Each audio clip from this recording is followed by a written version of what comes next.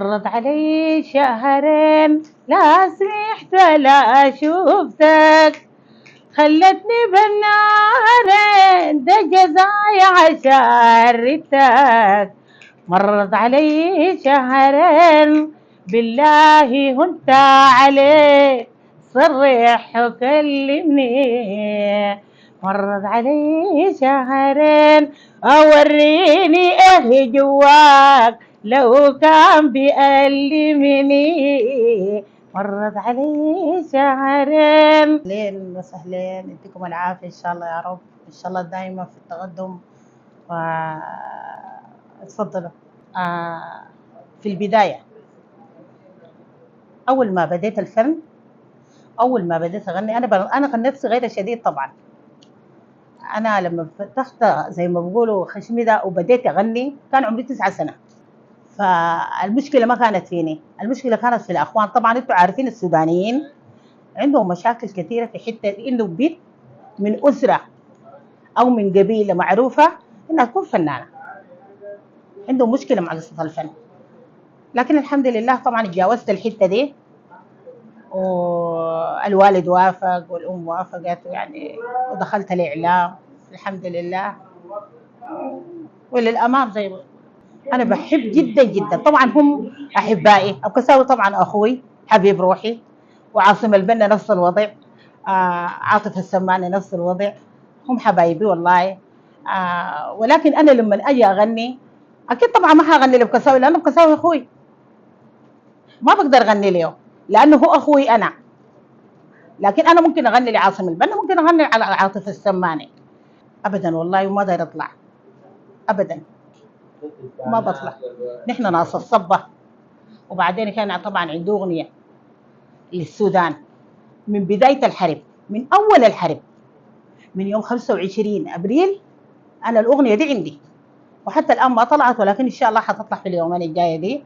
وهي بتقول: بكره يا سودان ما ترجع وتنسى كل الفات وعد، وبكره نرجع تاني نبنيك طوبة طوبة وحتة حتة، ما بنسيبك يوم ونرحل، ما بنعمل ما نحن الصبا، ما بنسيبك لعدوك يلقى راحته ويلقى فرصة.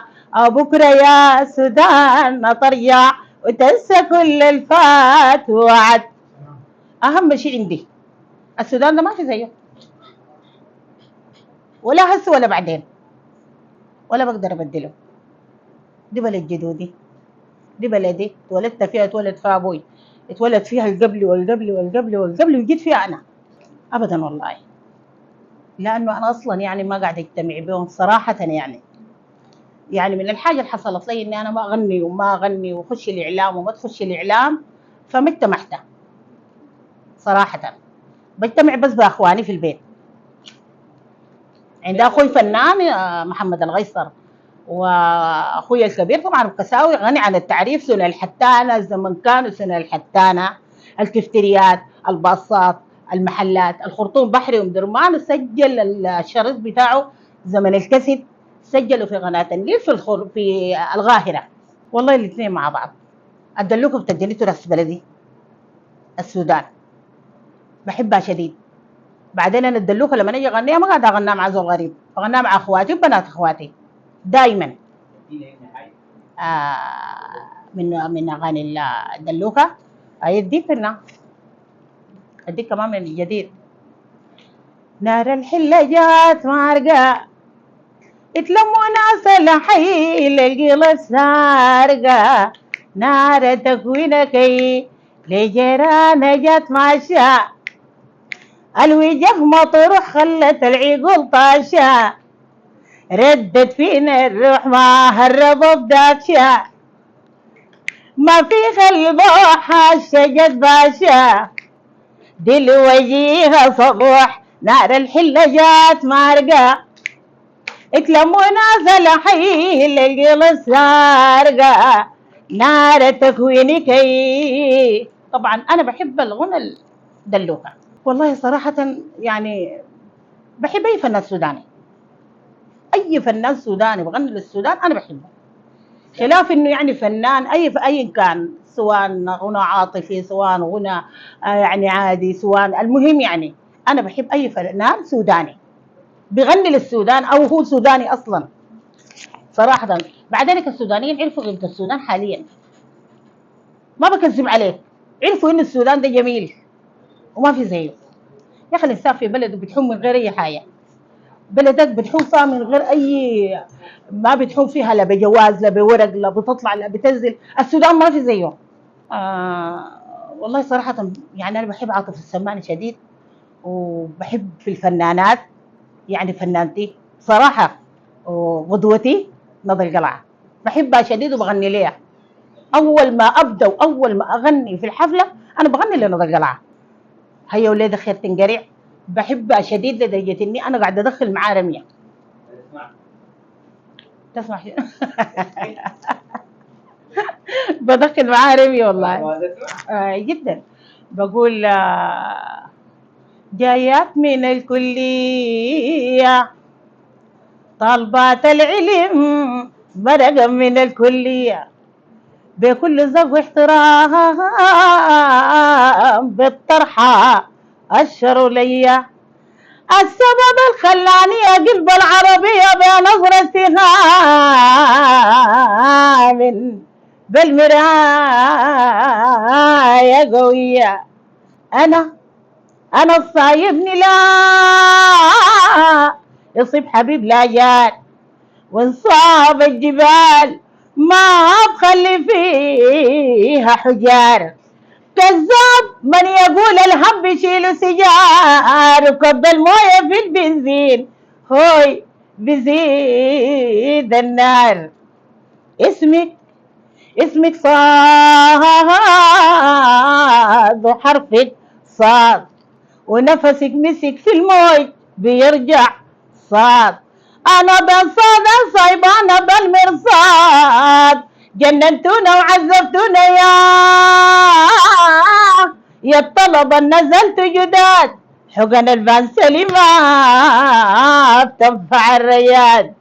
طوالي طبعا بقول شنو هي ولد خير تنقرع الكنداك النحاس والسيف والدرع، هي ولد خير تنقرع.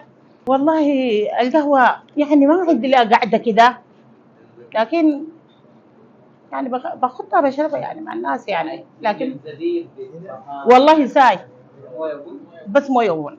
انا في حفلة حصل الشكلة وعمري ما حصل انا في حفلة زهقت منها او طلعتها مهما كانت الزحمة، لانه انا اصلا جاي عشان ازرع الفرحة في قلوب الناس، فما ممكن اطلع واخلون زعلانين وانا سبب الفرحة. لو رجعت عشان اغني في شريط الكاسيت ممكن اغني مرت عليه شهرين، وممكن اغني غلبني انساك يا جميل، ممكن اغني ترباي الحبوبه، يعني الاغاني كثيره. وبعدين طبعا ده كله خاص بي. عصيده طبعا اكل امهاتنا، العصيده وملاحه التقليه دي ما في اجمل منها، اهم حاجه دي في الصينيه 30 يوم لو رمضان 30 يوم. والله ما بحب التغيير، لكن يعني في حاجات كده بتجبرك انك لازم تغير، يعني مش تغير انت من تلغى نفسك، لا انت لازم تغير، لانه في عازفين عندهم ظروف. والله طبعا الحسد ده ربنا خلق الكون ما سلم من الناس، فانا اسلم كيف؟ ما حاسلم. اذا كان سيد الخلق ما سلم من الناس انا برضو ما حاسلم. وبعدين بيقولوا مستوى الفن ده فيه الصح وفيه الغلط، ما بقول لك يعني كده ولا كده. ليه؟ لان انا يعني صراحه يعني ما عندي مجتمع فني، يعني ما قاعد اطلع، يعني ما عندي صاحبات فنانات كده يعني. صاحبي بكساوي وصاحبي محمد الغيصر اللي هم اخواني فنانين. قبل كده طبعا قعدت مع عاصم البنا جانا في البيت، ربنا يديه الصحه والعافيه، ان شاء الله نتلاقى في ساعه خير. يعني وجدان الملازمين بيجينا في البيت، فربنا يديها الصحة والعافية، وتجي إن شاء الله عودا حميدا لكل الناس اللي مرقتهم الحرب أو مرقتهم غصبا عنهم ومرقتهم في حالة اضطرارية، إن شاء الله ربنا يجيبهم عودا حميدا سليما يا رب العالمين، يجونا وينورونا. عندي ناس بيديروا لي والله، عندي بنتي اسمها شهد شهد حمودة. بتدير لي كانت رميساء بنتي الكبيرة، كانت بتدير لي هي الفيس التيك توك، بتنزل يعني كده، حتى كانت ماسكة لي الإدارة بتاعت الشغل حقي يعني. فيعني ما هناك. لكن عندي الحمد لله تيك توك عندي صفحة، عندي صفحتين، الفيس عندي 2، السوشيال ميديا عندي في الانستغرام يعني. الحمد لله والله ما قاعد يجيني نقد، ما بكذب، ما بيجيني نقد خالص يعني. قدر ما يجيني يعني احتمال يكون جاني مرة واحدة يعني. هسه أنا من في الإعلام يعني تقريبا لي زي كده 13 سنة، يكون جاني مرة واحدة بس. بشيل دفتري ده بحفظ والحمد لله خفيفة. الأغنية مهما كان طولها 3 يوم بديك ليها. هسه حاليا ما بكذب عليك، حاليا هسه أنا بحفظ بس للجيش، بحفظ بس للسودان. ما خطيت لي أغنية خالص بتاعت حفلة أو طرب أو هنا. بشتغل بالقديم لكن شغالة للجيش والله. نيزو ده طبعا، ما نيزو ده طبعا الاسم مديه له نض القلعة، بتقول لي نيزو. لكن طبعا احنا هو عندنا اسمه نزار، لكن احنا طبعا برضه بندلع ونقول لها نيزو، فصارت عليه كلمة نيزو حتى بيناتنا. والله لعبت كمبلة، لعبت كورة، لعبت نط الحبل، ما خلينا حاجة. هاي السودانيين احنا. بعدين المدارس زمان كانت مختلطة، كانت مدارس مختلطة وكانت النفوس نظيفة، ما زي هسه. بس مو بطريقة اختلاط. هي القصة إعلام، أنا برفع لك، أنت بتلقى من وراي. فأنا إذا بلقى منك أنت تعمل لي الإعلام وأنا بلقى من وراك ده يضرب لي وده يضرب لي وده يضرب لي، أكيد طبعا حاديك حقك وزيادة. يديك العافية وإن شاء الله يا رب العالمين.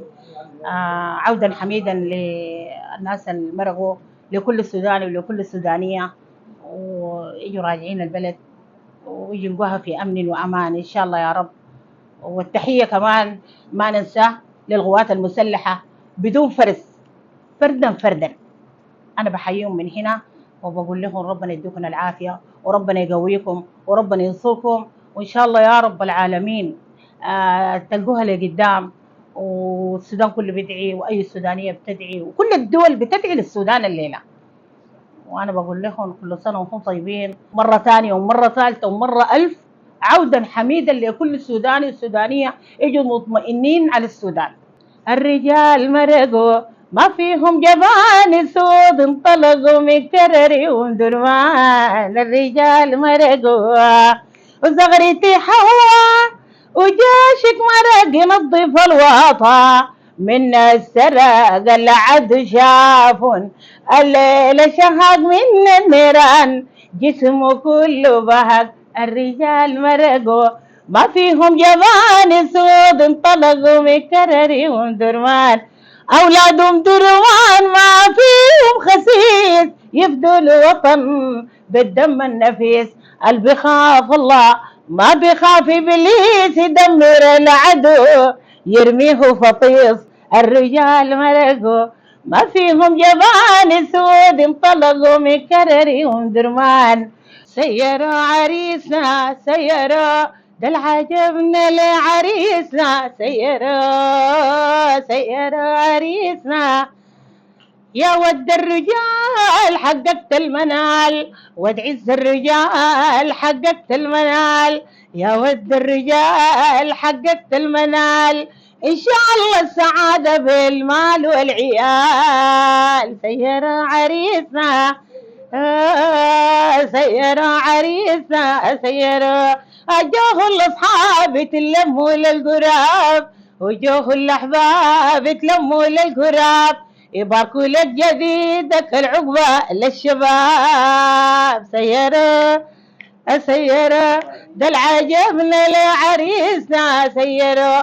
العروس من نور ضاوية كالبلور، العروس من نور ضاوية كالبلور.